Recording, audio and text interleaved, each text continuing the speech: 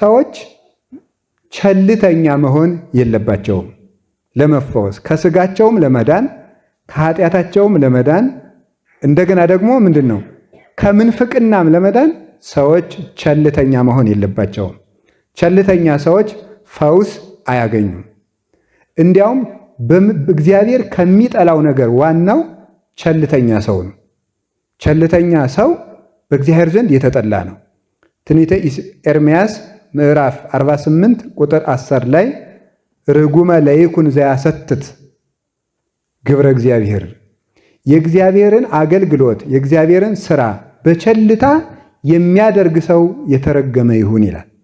የእግዚአብሔርን ስራ የእግዚአብሔርን አገልግሎት በቸልታ የሚያደርግ ሰው የተረገመ ይሁን ይላል።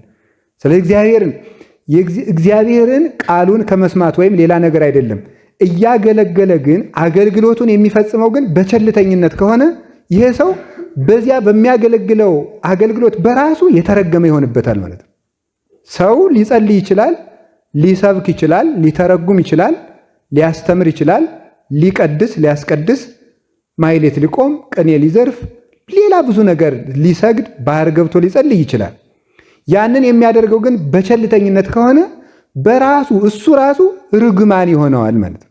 ስለዚህ አንዱ የተረገመ የሚያሰኘው ከእግዚአብሔር የሚለየው አዳምን እንዳስረገመው የሚያስረግመን አንዱ ቸልተኛ መሆን ነው።